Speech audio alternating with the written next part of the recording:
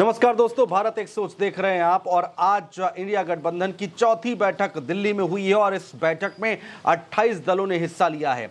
इन सब के बीच में एक बड़ी खबर निकलकर सामने आ रही है, सीट शेयरिंग का मुद्दा। जो दोस्तों कहा जा रहा था कि सीट शेयरिंग का मुद्दा जो है वो बहुत ज्यादा हावी रहेगा, कि सीट शेयरिंग का फॉर्मूला कैसे तय होगा इंडिया गठबंधन में, वो तय होता दिखाई दे रहा है। और अब ये कहा जा रहा है कि सीट शेयरिंग का जो ये मुद्दा है, यानी कि सीट शेयरिंग की जिम्मेदारी जो है वो राज्य स्तर पर की जाएगी, राज्य स्तर पर इसको सुलझाया जाएगा।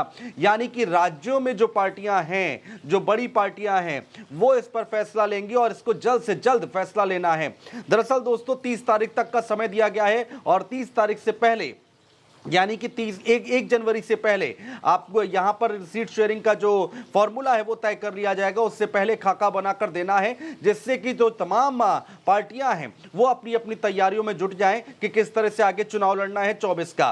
तो इंडिया गठबंधन की आज चौथी बैठक दिल्ली में हुई है। 28 दलों ने हिस्सा लिया है। सीट शेयरिंग के फॉर्मूले पर बातचीत हुई है। सीट शेयरिंग के फॉर्मूले पर यह बातचीत हुई है कि राज्य स्तर पर इसको सुलझाया जाएगा, राज्य स्तर पर इसकी प्लानिंग की जाएगी। और सबसे अहम बात यह है कि अब यह तय हो गया है कि उत्तर प्रदेश में अखिलेश यादव इंडिया गठबंधन की अगुवाई करते हुए दिखाई देंगे।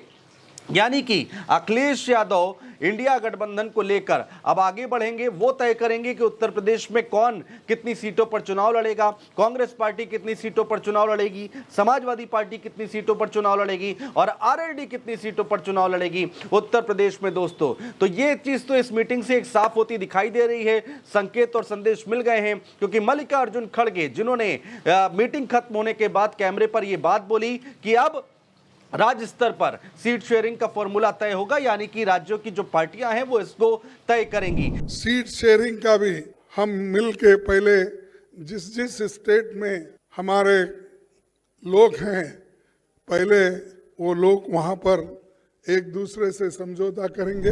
दोस्तों आपको याद होगा, इससे पहले भी हमने एक वीडियो बनाया था आपके लिए कि दिल्ली में संगठन की बैठक हुई है, समाजवादी पार्टी के संगठन की बैठक हुई और उसमें अखिलेश यादव ने साफ कर दिया था कि समाजवादी पार्टी 50 सीटों पर चुनाव लड़ेगी, 10 से 15 सीटों पर कांग्रेस चुनाव लड़ेगी, 5 से 10 सीटों पर आरएलडी चुनाव लड़ेगी।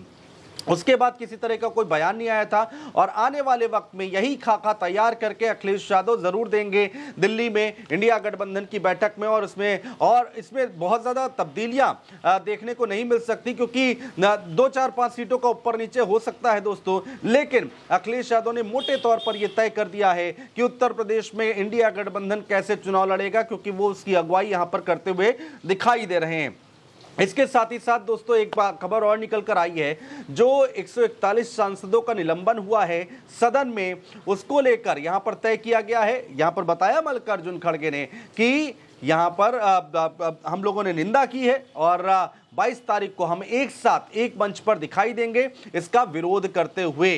तो ये एक बड़ी खबर निकलकर सामने आई है।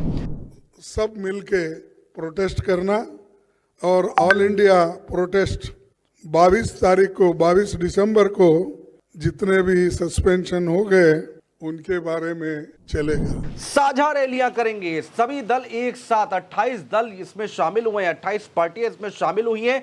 कम से कम 10 रैलियां ऐसी हैं जो एक साथ करते हुए ये लोग दिखाई देंगे दोस्तों, कि 28 दल के नेता एक साथ एक मंच पर 10 बार 10 रैलियों में दिखाई देंगे। हालांकि इसमें भी तब्दीलियां हो सकती हैं, रैलियों की संख्या बढ़ घट सकती है, लेकिन अभी तक की जो जानकारी मिल रही है, जो खबर निकलकर सामने आई है, उसमें यही कहा जा रहा है कि ये 10 रैलियां करने जा रहे हैं ये 28 दल मिलकर। लेकिन एक खबर और बड़ी खबर निकलकर यहां पर यह सामने आ रही है कि मल्लिकार्जुन खड़गे को प्रधानमंत्री पद का उम्मीदवार घोषित करने के लिए सिफारिश की गई है। ये सिफारिश की किसने है? ये सिफारिश की है बंगाल से ममता दीदी ने, ममता बनर्जी ने इसकी सिफारिश की है। और इससे पहले दोस्तों आपको याद होगा कि बातों बातों में सोनिया गांधी ने भी संकेत दिए थे और उसके बाद अटकलें लगाई जा रही थी कि क्या खड़गे, मल्लिकार्जुन खड़गे को यहां पर प्रधानमंत्री पद का उम्मीदवार बनाया जाएगा। और अब ममता बनर्जी ने उस बात को आगे बढ़ा दिया है, उसको कह दिया है कि यहां पर उन्होंने सिफारिश कर दी है कि प्रधानमंत्री पद का उम्मीदवार वो सहमत हैं मल्लिकार्जुन खड़गे को अगर तय किया जाता है तो। और खबर तो दोस्तों ये भी निकल कर आ रही है कि अरविंद केजरीवाल ने भी उस पर मोहर लगा दी है, अरविंद केजरीवाल ने भी उसमें हामी भर दी है। लेकिन मल्लिकार्जुन खड़गे ये कह रहे हैं कि पहले हम चुनाव जीते, उसके बाद ये सब तय किया जाएगा।